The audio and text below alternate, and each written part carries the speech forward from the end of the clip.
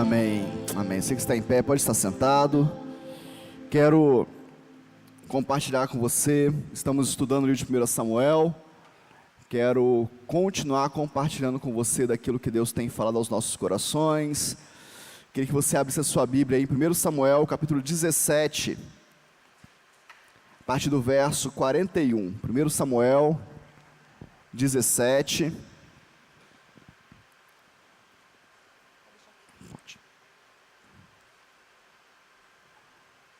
Verso 41, vamos ler juntos. O filisteu também se vinha chegando a Davi, e o seu escudeiro ia diante dele. Olhando o filisteu e vendo a Davi, o desprezou, porquanto era moço, ruivo e de boa aparência. Disse o filisteu a Davi: sou eu algum cão, para vires a mim com paus e pelos seus deuses? Amaldiçoou o filisteu a Davi. Disse mais o filisteu a Davi: vem a mim, e darei a tua carne às aves do céu e às bestas feras do campo. Davi, porém, disse ao filisteu: tu vens contra mim com espada e com lança e com escudo.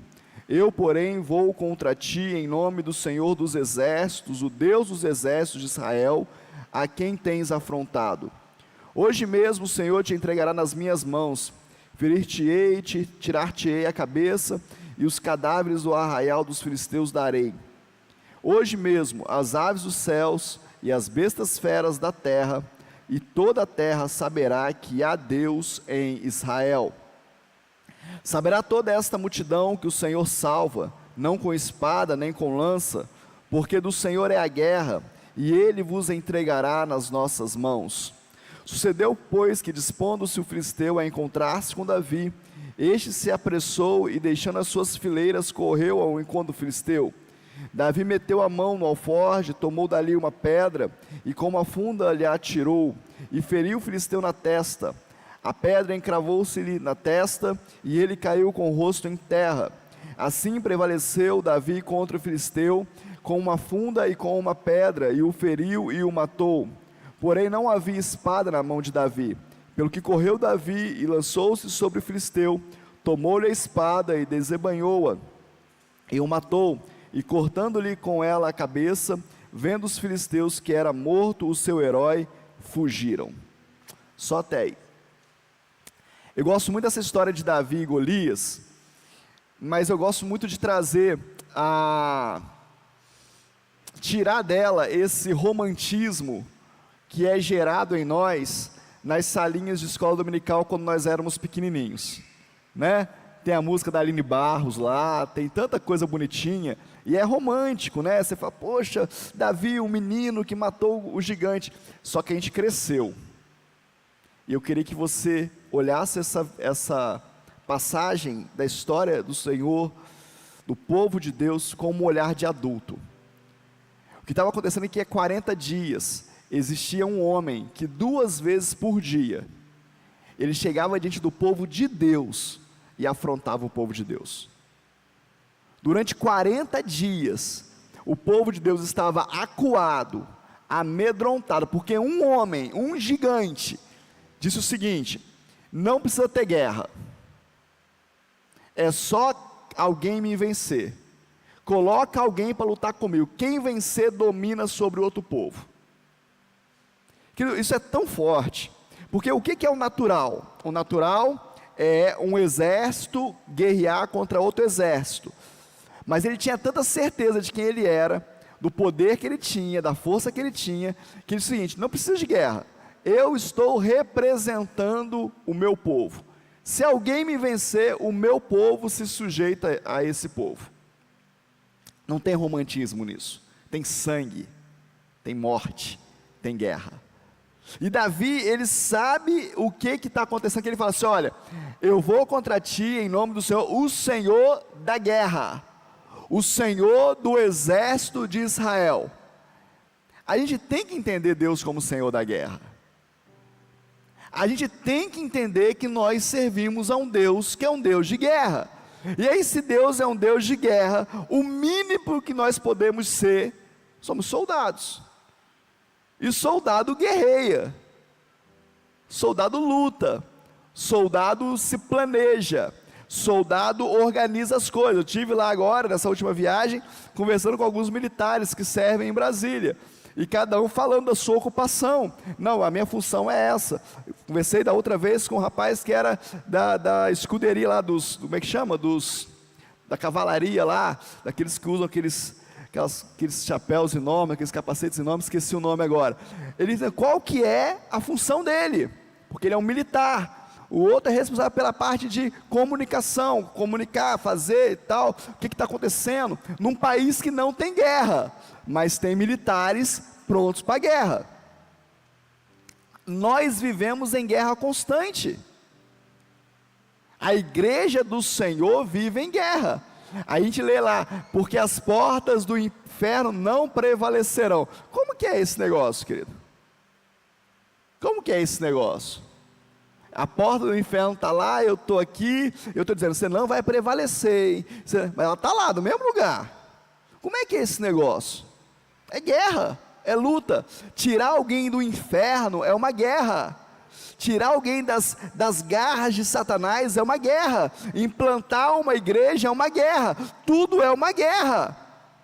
Mas a religiosidade vem dizer para a gente que não, que com Jesus é tudo bem, com Jesus vai dar tudo certinho. É verdade, é tudo certo mesmo. Mas o próprio Jesus disse, eu não vim trazer paz, mas eu vim trazer espada. Aí você vai ver lá, Efésios vai falar sobre a armadura, né? Sandálias do Evangelho, escudo, espada, capacete, tem tudo lá. Fala, é melhor você se vestir dessa armadura. Por quê? Porque você está em guerra.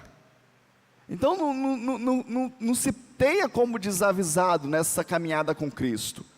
Nós vivemos uma guerra e existem gigantes que vão se apresentar, hora outra, hora uma, hora outra, cada hora vai apresentar um tipo de gigante. Gigantes que se apresentam na nossa alma, na nossa mente, na nossa igreja, na nossa família, no nosso trabalho, se agigantam diante de nós, parece um problema enorme, e nós nos apequenamos, nós nos rebaixamos, nós nos tornamos pequeninos, diante de um gigante fantasioso. Golias era uma fantasia, era forte, quase 3 metros de altura, verdade, tudo isso é verdade, mas para ir adiante de Davi, que era um piquitito, de cabelo ruivo, ele levou o escudeiro na frente. A Bíblia fala que o escudeiro, um gigante precisa de escudeiro. A armadura de Davi era quase intransponível, diz a história, mas tinha um escudeiro na frente. Fantasioso, não sabia nem quem era direito, tinha uma crise de identidade fortíssima. Então nós precisamos entender essas coisas. A guerra espiritual, ela não é uma mentira. Satanás é mentiroso. Ele nos enfrenta através da mentira, mas a guerra espiritual não é mentira, ela é real, ela é verdadeira. E nós vamos nos capacitar para isso. Se você vê a história que envolve, né, esse momento de Davi, se você vê um pouquinho antes lá, em 1 Samuel 16, você vai ver a unção de Davi.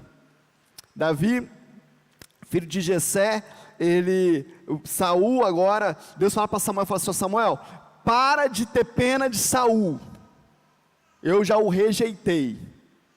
Deixa eu fazer um parênteses aqui, rapidinho. Cuidado para você não se envolver com gente que Deus já rejeitou. Cuidado para você não ajudar gente que Deus já rejeitou.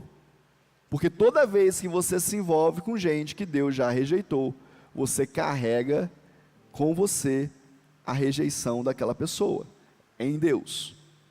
Cuidado. Você está vendo? A pessoa não quer Deus, não quer Deus, não quer Deus, não quer nada, quer blasfemar, quer tripudiar sobre as coisas de Deus, e você está ali o tempo todo. Cuidado. Se Deus quer que você faça, faça. Se você tem no teu coração a direção de Deus, faça. Mas se você não tem, cuidado para você não ter pena de quem Deus já rejeitou. E aí Deus fala claramente para Samuel, vai lá e agora unge um novo rei. Deus está quebrando paradigmas terríveis. Sabe por que Samuel teve medo de ir lá ungir o novo rei? Porque se fosse descoberto que ele estava ungindo o novo rei com um outro rei em vida, ele podia ser penalizado com pena de morte. O rei atual podia matá-lo. Então por isso que ele fala, como que eu vou lá? E aí Deus dá uma estratégia para ele. Você conhece a história? Vai e diga que você está indo sacrificar. E era verdade, não é uma mentira. Porque ele não podia, na lei dos homens, ungir um outro rei com um rei vivo. Mas Deus já tinha exterminado Saul da questão de reino. Deus já tinha rejeitado ele. O rei que, naturalmente falando, quem que deveria ocupar o lugar do rei era Jonatas, o filho de Saul. Mas o Senhor agora, porque rejeitou o pai, corta agora o que vem para frente, interrompe aquele tipo de reino. E aí Davi vai lá ungir, chega a casa de Jessé, chega o primeiro filho de Jessé, né, bonitão, altão, um cara que tinha todos os quesitos para poder ser rei. Ele olha Eliabe e fala assim, é esse, cara forte, cara de guerreiro. Saul também era assim. A palavra de Deus fala que Saul se destacava entre os homens. Saul foi escolhido porque ele se destacava entre os guerreiros. E aí Deus fala, não é esse não. Aí chega mais os dois outros filhos de Jessé, Deus fala, também não são esses. Eu estou olhando o coração, Samuel. Eu estou te ensinando como que você enxerga as minhas coisas, Samuel. E já era um profeta. Eu estou te ensinando como que o que está acontecendo no céu, você tem que entender na terra. E aí Samuel pergunta para Jessé, Jessé, não tem mais ninguém aí não? Não tem mais nenhum filho? Ah, tem um que está no pasto, cuidando das ovelhas, manda chamá-lo. Eu queria que nesse momento você pensasse nisso. Que ele, quando fala pasto, cuidando das ovelhas, não é aquele curralzinho que fica do lado da casa, da fazenda, não. Os pastos são pastos distantes. Os pastores ficavam no pasto com as suas ovelhas meses, porque eles iam onde tinha comida, onde tinha alimento para as ovelhas. De tempos em tempos, nos lugares onde eram pastos, tinha lugares redil comunitários, onde os pastores dormiam com todas as ovelhas juntas, para não ter que voltar para a sua propriedade. Então não se sabe qual que é a distância, de quanto tempo Davi estava, mas Jessé para tudo, Samuel para tudo e fala, manda buscá-lo. E ali todo mundo esperando para sacrificar. Imagino que os irmãos de Davi perguntam, por que isso? Aquele rapaz lá de cabelo ruivo, tem várias histórias sobre Davi, não vamos entrar nessa questão, mas uma das histórias é que Davi nem era filho de Jessé, por causa de um ataque de um outro povo, com as características que tem Davi, e uma das características que esse povo fazia era violentar as mulheres quando eles tomavam a terra. Então há historiadores que defendem a tese de que Davi não era filho de Jessé. Jessé assumiu Davi como pai, mas a esposa dele foi violentada. Então só para você ter um contexto, isso é uma linha de pesquisa, amém? A Bíblia não diz isso, estou só acrescentando uma informação. Mas aí, agora vamos esperar, porque não são esses e o que vem pode ser que seja. E quando Davi chega, Deus fala com Samuel, é esse, pode ungí-lo. A unção de rei ela é específica e única. A Bíblia ela unge algumas pessoas. A Bíblia ela unge reis, sacerdotes e profetas. É isso não? A gente precisa entender isso.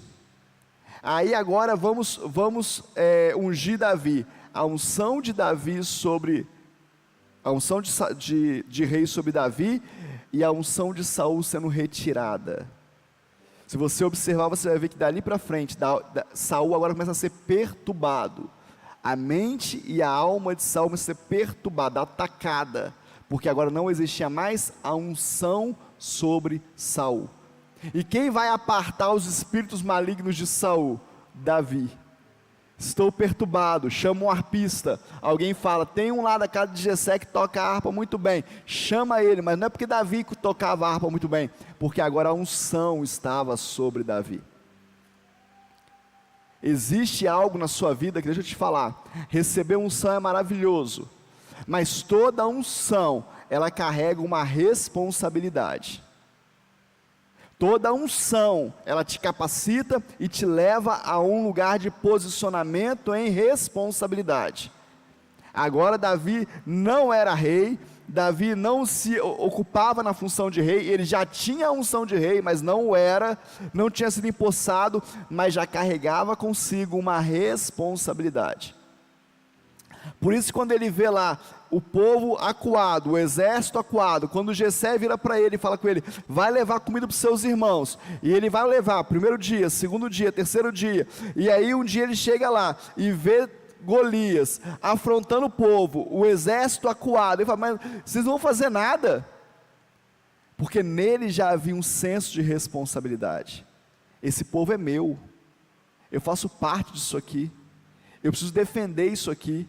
E agora ele vai se prontificar a Saul, ele fala, eu vou matar esse gigante, eu vou lutar contra esse gigante. E aí quando ele fala, eu vou lutar, Saul fala, mas como que esse garoto vai fazer? Como é que esse rapaz, não era tão garoto mais, como que esse rapaz vai fazer isso? Fala, deixa eu te contar uma história, o rei. Lá nas ovelhas do meu pai, quando um urso vem e toma uma das ovelhas, eu vou atrás dele, e eu o rasgo no meio, mas ele não leva a ovelha. Quando um leão veio, eu fui atrás dele, e eu o rasguei, mas não levou a ovelha do meu pai. Eu tenho responsabilidade. Agora, Saul deve ter olhado para ele e falar assim, mas sozinho você não faz isso, tem alguma coisa com você, e tem mesmo, tem o Espírito de Deus, ele não está sozinho, mas ele se coloca na posição de alguém que tem um currículo. Para Davi chegar a Saul, a Golias, teve um leão, teve um urso, teve os irmãos, teve a rejeição familiar, teve o esquecimento, teve um monte de coisa, e eu preciso entender isso. Talvez a rejeição, uma das questões mais fortes hoje, no meio do povo, na população normal e os crentes também, é a rejeição. Ah, meu pai me rejeitou, ah, minha mãe me rejeitou, a minha família me rejeitou, a minha igreja me rejeitou. Deixa eu te falar, aprende a usar as suas feridas e as suas cicatrizes como currículo que te habilitam a uma batalha maior. Olha, eu passei, mas eu venci. Para de fazer disso uma desculpa, um travesseiro fofo, para você se deitar e falar assim, está vendo, por isso que eu não consigo. Está vendo, por isso que é difícil demais para mim, enquanto os meus irmãos estão lá na guerra, como soldados, como valentes, eu estou aqui no curral, cuidando das ovelhas. Está vendo o que meu pai faz comigo? Não, querido. Davi preparou a mira dele, Davi aprendeu a tocar lá no campo, lá apacentando ovelhas. Davi teve tempo para escutar Deus, no lugar que ninguém queria estar. Tem um lugar que ninguém quer estar, que Deus separou para você, e é um lugar de glória, é um lugar de bênção, não é um lugar de vergonha, não é um lugar onde você passa e fala assim, ah, eu estou sendo castigado por Deus. Não, o próprio Jesus, quando ele começa a aprender, fala assim, os fariseus viram e falam assim, pode vir alguma coisa boa de onde Jesus veio, de Belém, pode vir alguma coisa boa? Não tem nada de bom lá, não existe nada bom de lá. Deixa eu te falar, um lugar que ninguém quer, pode ser o lugar de glória da sua vida, pode ser o lugar que Deus vai te honrar, pode ser o lugar que Deus vai te exaltar. E deixa eu te falar, para com esse negócio, a síndrome de vira-lata, de falar assim, ah, não, eu não quero ser honrado, a Deus toda a honra, é a Deus mesmo, a Deus é toda a honra, toda a glória, todo o louvor, toda a adoração, mas Deus precisa de homens e mulheres honrados nessa terra, que possam transmitir o que acontece do céu. Homens e mulheres com postura honrada, homens e mulheres são reconhecidos no mundo. que tem uma voz profética, que tem autoridade profética, que tem coragem para falar. Nós temos alguns no Brasil, e o grande problema é que às vezes a própria igreja se levanta contra esses. Eu não quero ser ovelha de muitos dos pastores que eu posso citar para você aqui, mas eu não posso negar que são profetas, são homens que se levantam na nação para defender o reino, e a própria igreja muitas vezes se levanta contra. Nós precisamos nos entender, querido. Se um pastor chegar de helicóptero aqui na cidade para pregar, os próprios crentes se levantam e falam: nossa, mas tem que ser assim? Tem que ser de helicóptero? Da onde que vem esse dinheiro? Da onde está tomando isso? Mas se como é que chamou lá o cantor milionário lá, não sei o que lá, Gustavo Lima, descer aqui na rotatória aqui, os crentes vão lá ver. Caramba, olha o tamanho do helicóptero do Gustavo Lima, gente. Mas o pastor não pode. A gente precisa entender isso, querido. Eu fiquei muito feliz quando eu fui numa conferência um dia, e estava lá o John Bevere ministrando, e eu fui lá para ouvi-lo. Para mim é um dos grandes mentores pastorais do mundo, hoje, contemporâneo. E aí, num determinado momento, era só de manhã a preleção dele, e aí daqui a pouco, quando terminou a preleção dele, alguns pastores estavam ali coordenando, se juntaram, e perguntaram para ele se ele não poderia ficar até de noite. E aí na igreja que nós estávamos, não tinha como fazer nada de noite, porque já tinha uma outra programação. E aí um outro pastor lá de BH, o pastor Márcio, vira e fala assim: pode ser na minha igreja, pode ser lá na Lagoinha. Imagina, querido, a Lagoinha agora mudar a programação dela, programação o dia inteiro, todo dia, manhã, tarde, madrugada. E aí no meu coração veio o seguinte: se o pastor Márcio fala não, abriu para continuar ele pregando à noite, eu tenho que abrir mão da minha volta para Timóteo e ficar aqui até de noite. Eu tenho que saber qual que é o meu lugar, querido. Se um homem com tanta honra, com tanta autoridade, tem essa postura, quem sou eu para não ter? Você entende isso? Estava eu, pastor Heber, pastora Carla, e nós falamos: vamos ficar. Nós não tínhamos levado roupa, não tinha como tomar banho, não tinha como se trocar. Com a roupa que nós fomos de manhã, de madrugada, vamos até de noite. Ficamos lá esperando. Mas o que me chamou muita atenção foi quando o Silas Malafaia chegou, uns 40 minutos depois que tinha começado a parte da noite. Igreja lotada. Silas Malafaia chega, levam ele até o púlpito, natural, tudo certo.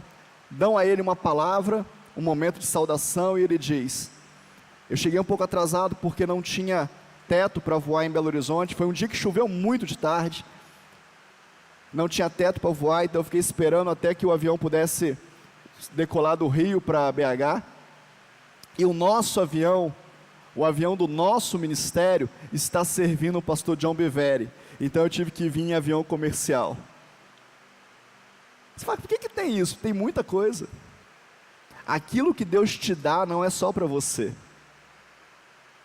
Nós precisamos entender isso.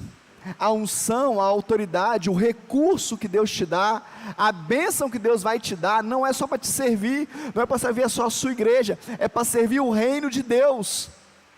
E eu glorifiquei, eu falei: glória a Deus, nós temos uma igreja, nós temos um pastor, nós temos um ministério no Brasil, que tem o seu próprio avião. Tem vários, né, querido? A gente nem sabe, mas tem vários. Região ribeirinha do Amazonas tem várias igrejas com aviões e aviões, e barcos, e navios, que a gente nem sabe. Fazendo a obra de Deus, evangelizando, cuidando das pessoas. Mas nós precisamos entender isso como igreja do Senhor. Quero desafiar você a mudar a sua mentalidade. Saul é atormentado, Davi pode libertá-lo, e agora chega nesse momento de Davi contra Golias, o grande confronto. Aqui nós precisamos entender o que está em jogo. Saul tinha prometido que aquele que derrotasse o gigante casaria-se com a sua filha. Era o caminho mais rápido para Davi chegar perto daquilo que Deus tinha dado. Mas alguém precisou, presta atenção, deixa os irmãos trabalharem aqui. Davi precisou se posicionar e se colocar em risco para aquilo que Deus tinha prometido a ele. Qual era o risco? De morrer. Golias podia matar Davi, mas ele se posiciona, ele se coloca no lugar de ser aquele que Deus vai usar. Quantos de nós como igreja temos vivido essa dificuldade?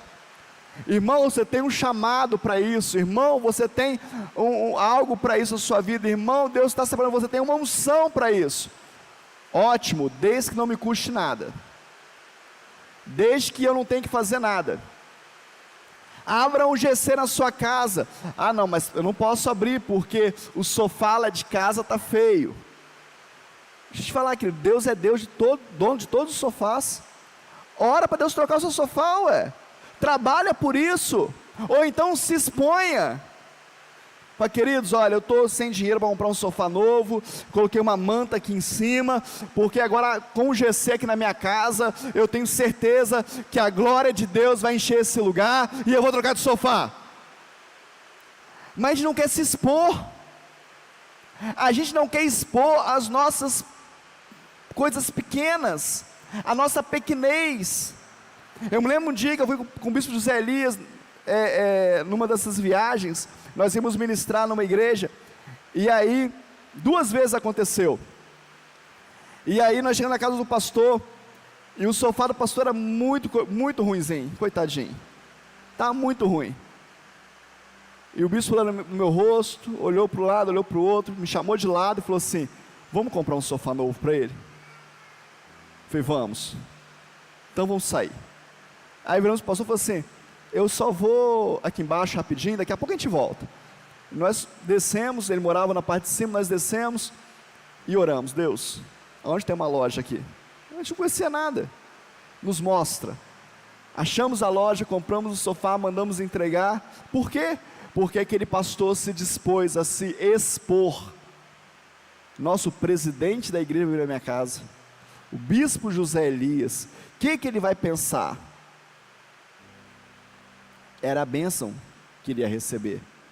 Outro dia fomos numa outra cidade pregar, nós dois de novo, e aí chegamos na casa do pastor, e aí tinha acontecido uma chuva como essa, e aí o forro da sala do pastor tinha caído. O bispo olhou para mim e falou assim: a gente consegue comprar gesso para arrumar o forro do pastor? Eu falei, acho que consegue. Então pega o carro, acha uma loja. Só que era uma cidade onde que não tinha...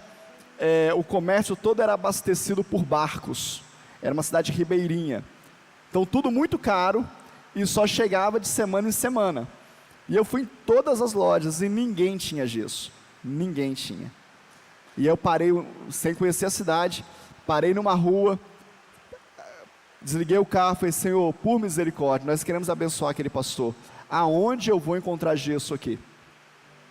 Só que eu parei o carro, quando eu olhei para o lado tinha uma obra, e estavam executando gesso na obra, e eu fui lá, e falei com o dono da obra: você me arruma um pouco de gesso, eu compro o gesso. Ele falou: de jeito nenhum,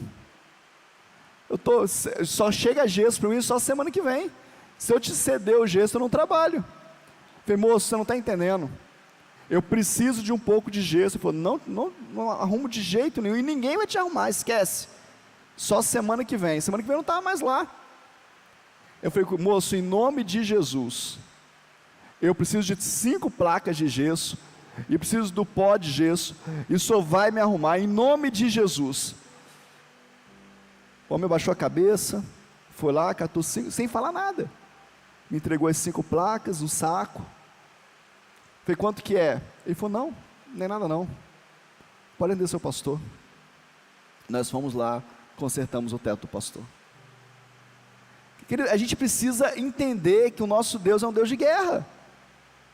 Nós precisamos enfrentar as nossas guerras com Jesus, em nome de Jesus.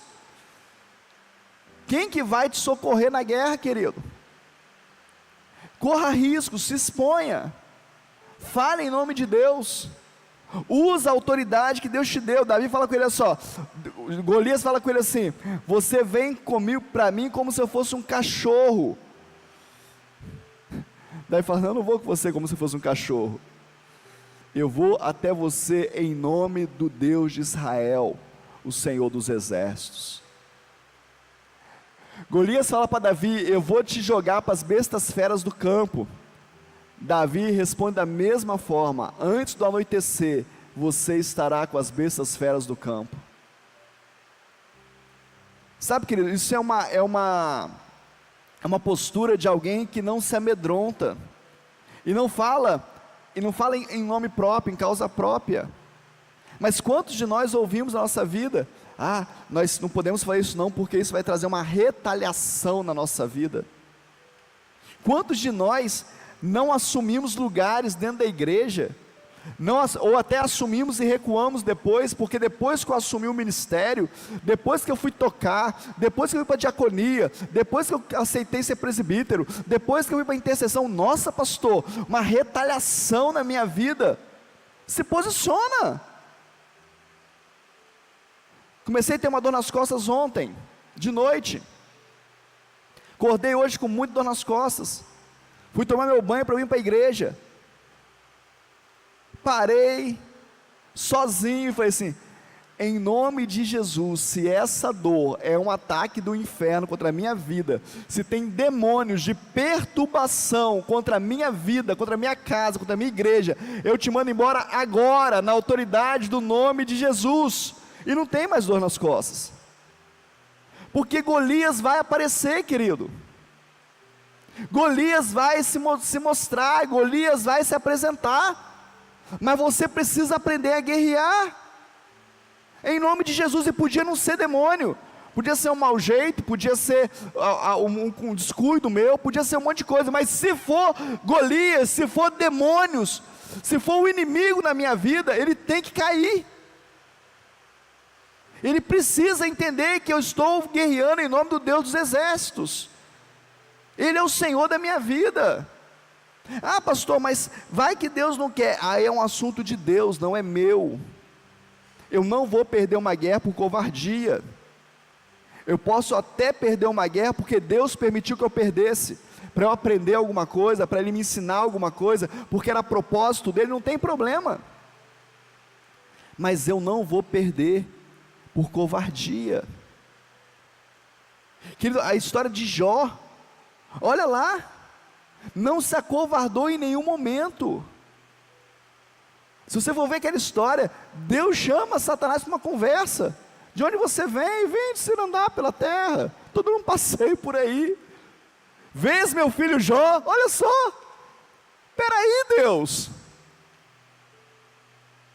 E aí Jó vai ser tocado em todas as áreas, em menos uma, a sua própria vida. Mas Deus não mandou poupar só a vida de Jó. Por que eu estou dizendo isso para você? Porque morre todo mundo, menos Jó e a esposa. Por que a esposa de Jó não morre? Porque de verdade o casamento, querido, é uma só carne. Se mata a esposa de Jó, está tocando em Jó. E a ordem é: não toque em Jó. A gente precisa entender isso. Esposa e marido que não entende que são uma só carne em todas as áreas, vão guerrear sozinho e vão sofrer muito mais. A gente precisa entender, não importa se o seu marido é crente, se não é, se a sua esposa é crente, se não é, se ela é santa, se ela não é santa, você escolheu, é uma só carne, e eu preciso entender isso. Não se levante contra a tua família, não se levante contra a sua casa, não amaldiçoe você mesmo. E é interessante que a mulher de Jó amaldiçoa, mas ele é o cabeça, ele não amaldiçoa. A palavra de Deus fala que a maldição sem causa não tem efeito. A gente usa isso para tantas coisas, querido. Por que a gente não usa para nossas guerras, para nossas batalhas diárias? Todo dia é uma guerra. É na sua casa também? Tem uma guerra lá todo dia? Não. 6 horas da manhã, colocar os meninos de pé para ir para a escola, é uma guerra? Não. Vamos embora, está atrasado. É uma guerra. Deixa eu te falar, eu não sei nem se eu vou colocar, eu estou pensando se eu vou colocar um vídeo aqui hoje de um ex-pai de santo. Um cortezinho. Ele diz o seguinte: nós do terreiro, preparamos material para ir adiante das casas, jogando pó, farelo, para que os demônios tenham autoridade de entrar nas casas, para trazer um espírito de perturbação. Quantas vezes na nossa casa bate um vento de perturbação? E ele diz o seguinte: principalmente na casa dos crentes. Quantas vezes, querido? Quantas vezes você falou assim: essa chuvinha, está pensando aí, né? Estou tendo uma revelação aqui agora. Essa chuvinha, fazer um almocinho bem rapidinho, vou tirar aquele cochilo gostoso, vou dar uma descansada hoje boa. Aí chega o filho, tem dor de barriga, o cachorro não para de latir, o vizinho resolve fazer um churrasco do lado da sua casa com som dessa altura. Quantos de nós? Isso nos ira, isso nos tira a paz. E aí nós viemos para a igreja de noite como? Esgotado, cansado, irado, para adorar o Rei dos Reis, Senhor dos Senhores. Quando vem para a igreja, né? Guerreie as suas guerras. Levanta a sua mão e fala assim: em nome de Jesus, espírito de perturbação na minha casa, eu não aceito você aqui, vai embora agora, na autoridade do nome de Jesus, cessa todas as coisas. Ou então me ensurdece, não deixa eu ouvir nada, se eu quero descansar. Mente, perturbação na mente, seta na mente, eu te dou uma ordem agora: sossega, dorme, descansa. Quantas vezes na minha casa eu faço isso? Com a minha mente, deixa para dormir, tem que fazer isso, em nome de Jesus. Mente, aquieta-te, desliga agora, eu quero dormir, eu preciso dormir, eu preciso entender isso. Não é romântico, querido, é guerra. Deus, Ele cria poderosas, ricas experiências, para que a gente seja elevado a um lugar que Ele nos quer. Experiências preparatórias, aprender a ouvir Deus nas pequenas coisas, aprender a ouvir Deus no dia a dia, aprender a dizer não porque Deus não quer, aprender a entender o que Deus está falando, a ser guiado pelo Espírito. Eu tenho dito isso na nossa igreja, vai chegar o tempo que tudo que nós vamos ter é a voz do Espírito. Você precisa começar a entender a voz do Espírito. Vai chegar um tempo onde nós estaremos fisicamente sozinhos, e vamos precisar da voz do Espírito nos guiando. A voz do Espírito dizendo: faça isso, não faça isso, entre por aqui, não entre por aqui. Nós precisamos disso, porque senão nós vamos sofrer muito. Pequenas experiências vão te elevar, vão te promover. Pequenas experiências, pequenas orações de autoridade, pequenas decisões do coração, pequenos passos vão te promovendo para o lugar que Deus te quer. O lugar que Deus queria Davi era no reino, e deixa eu te falar, Davi aponta para Jesus. Davi é a personificação de Jesus no Antigo Testamento. Através do trono de Davi, a palavra é: o seu trono jamais terá fim, e o trono de Davi chega até o trono de Jesus, um reino que não tem fim. Mas para ele chegar lá, ele teve que ter experiências que o promoveram. Você lembra o que a esposa dele, a filha de Saul, disse quando ele trouxe a arca? Você está como um bêbado, um farrista. Mas ele sabia quem era o Deus dele. Deixa eu te falar, homens, mulheres também, mas o exemplo é para homens. Cuidado para você não ser movido pelas emoções da tua esposa. A mulher é emocional, Deus fez ela assim. Quantas vezes eu escuto, não faz, cuidado, tem sabedoria, mas tem emoção, cuidado para você não ficar na emoção. Mulheres, cuidado para você não ser uma voz de limite para o teu marido, ao invés de ser uma voz de impulsionamento. Vai, eu vou estar aqui, eu estou contigo, Deus é contigo, eu creio na sua autoridade, você é capaz, vai que vai dar certo. Nós homens precisamos disso. Você quer arrebentar com o homem, desonra ele na frente das pessoas. Você vai ter um marido frouxo em casa, deprimido, ex-líder, vai perder a liderança. Os homens precisam disso, dessa voz de impulsionamento. Nós somos assim, Deus fez assim. Só que a mulher de Davi disse, está errado, você não pode fazer isso. Mas ele já tinha certeza do que estava fazendo em Deus. Cuidado para você não atrapalhar aquilo que Deus está fazendo. Eu quero terminar dizendo para você o último tópico. Saul pega Davi e fala para Davi assim, então coloca a minha armadura. Olha que honra, a armadura do rei. Coloca a minha armadura. Primeiro ponto, não rejeite a armadura daquele que vem antes de você. Davi veste a armadura, Davi se sujeita, Davi coloca todas as partes da armadura, e ao tentar caminhar, não consegue se mover, mas ele tentou. Sabe qual é o grande problema da igreja esses dias? Sabe qual é o grande problema do povo de Deus esses dias? É que nós estamos rejeitando o velho. Nós olhamos para o que veio antes de nós, nós rejeitamos sem experimentar. Nós não queremos mais hino da harpa na igreja, porque hino da harpa é antigo, é passado. Não, querido, é uma armadura antiga, mas em muitos casos, dá para vestir. Eu preciso entender isso. Pastores que estão atrás de nós, eles foram movidos em Deus para fazer nós chegarmos onde nós estamos. A igreja se move diferente hoje. Eu sou da época que nós íamos para a oração domingo de manhã, às 6 horas da manhã, e orávamos em jejum até meio-dia. Aí você fala assim, pois é, eu tenho saudade daquela igreja. Eu não sou melancólico, saudosista, querido.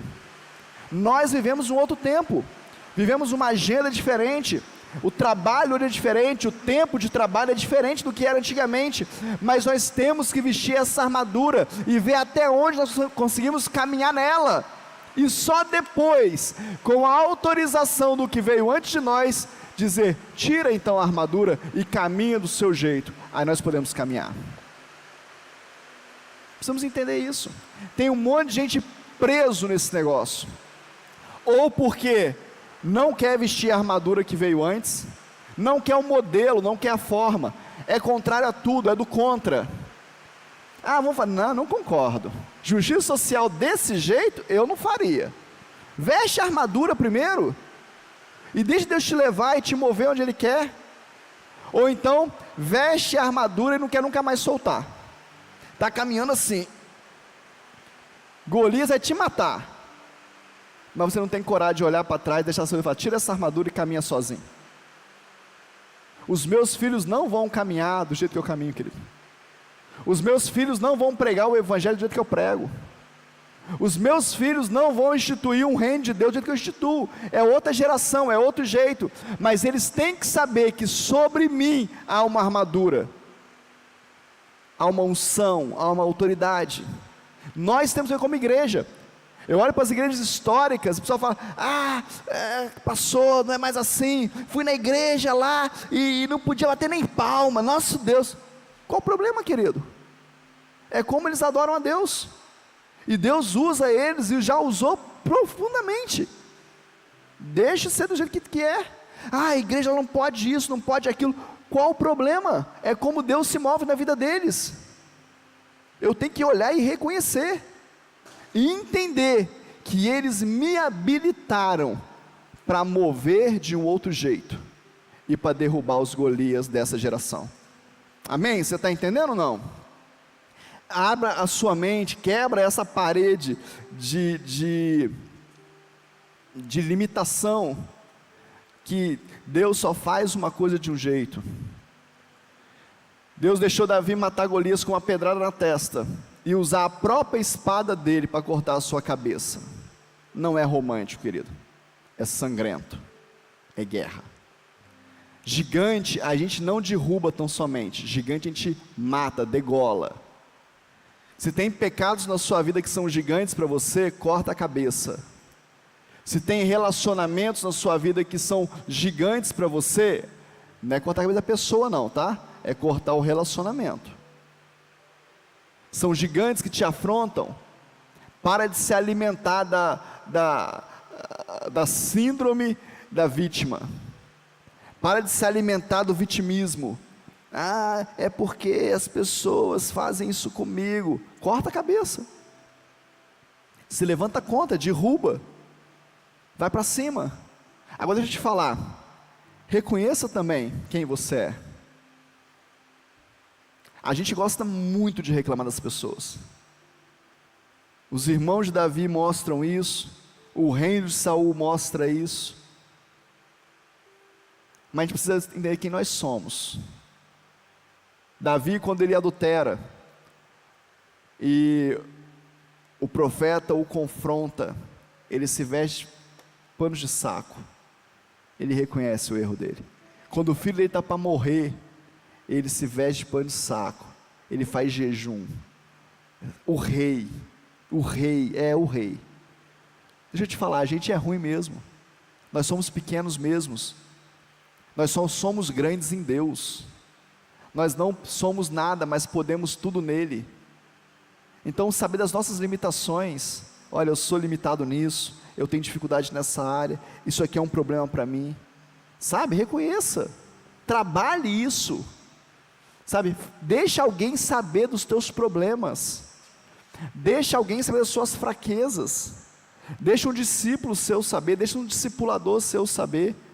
Olha, eu tenho dificuldade nessa área aqui, ó. Se você me vê agindo assim, me chama atenção. Eu tive um discípulo uma vez que era mentiroso quanto mais, mas ele amava mentir, ele era amante da mentira. Ele não conseguia contar uma coisa que ele não inventasse uma mentira. Coisas simples. Ah, um carro bateu ali. Ele fala, o carro bateu, o carro estava 180 por hora. Mas como é que você sabe que o carro estava 180 por hora, rapaz? Você é perito agora? Ele tinha que inventar, ele tinha que aumentar, ele tinha que mentir. E aí foi ser meu discípulo. Aí fica difícil, porque aí um dia eu falei com ele, falei, cara, ou você me permite te corrigir, ou então você vai ser discípulo de outra pessoa. E ele falou para mim assim, toda vez que eu mentir, o senhor pode me chamar atenção na frente de quem tiver. Foi liberto. Não pus a mão na cabeça dele, não mandei o demônio da mentira embora. Eu só olhava para ele. Ele falava, é mentira, gente, e contava a verdade. Não aconteceu muitas vezes não, aconteceu umas 3 ou 4 vezes. Ele começava a mentir, eu parava e olhava para a cara dele, falava, você vai mentir mesmo? Foi melhorando, liberto, parou de mentir. Sabe, a gente precisa ter os instrumentos de Deus na nossa vida, querido. Alguém que nos confronte. Alguém que sabe onde está a nossa cicatriz, onde está o nosso mancar. Pastor Abe Uber fala, não confie em um homem que não manque. Não, o que ele está dizendo? Não confie em um homem que não tenha defeitos, que se vende sem defeitos. Quem anda comigo sabe dos meus defeitos. Quem anda comigo me tira dos ambientes. Quem anda comigo manda mensagem e fala assim, pessoal, fica em casa, só não está bem hoje não, fica em casa. Vem para cá não. A minha esposa faz isso. Sexta-feira minha esposa cancelou toda a agenda da parte da tarde, falou assim, vamos dar uma volta, vamos conversar, você não está bem, mas você tem compromisso, você tem... Não, eu já cancelei tudo. A gente precisa estar do lado de pessoas que nos conheçam, querido. e que nos aponte as nossas fraquezas, para viver o que Deus tem para a gente. Os gigantes existem, mas existe um projeto de Deus para cada um de nós. Eu queria desafiar você a não desanimar. Eu queria desafiar você a observar, a identificar os pequenos ursos, os pequenos leões que se apresentam diante de você, que são ferramentas de Deus para promover você ao próximo estágio. Tem um lugar de glória nessa terra. E eu vou te falar mais. Não é para eu, como pastor da igreja, não é para a pastora Carla, não é para o corpo de presbíteros, é para você. Todos vocês que se dispõem a estar no domingo de manhã, todos vocês que se dispõem a servir a Deus hoje, na condição que Ele está hoje, serão levantados como valentes, valorosos, homens e mulheres, líderes, que vão arregimentar centenas e milhares de pessoas. Tem que se preparar para isso. Você está olhando para um pastor que tem coragem de falar para você assim: vai com a sua própria força, tira a minha armadura e caminha nos seus pés, deixa Deus te usar. Eu creio numa unção que é passada, querido. Eu creio numa unção que ela é passada, e no passar ela é multiplicada. Eu creio em estratégias novas, eu creio em visão nova das coisas, eu creio nisso. Eu creio numa paternidade que transfere DNA e não identidade. O meu DNA você pode carregar como pastor na tua vida, mas a identidade é Deus que te dá. Eu preciso entender isso, eu creio nisso, e eu quero abençoar você nesse momento, amém?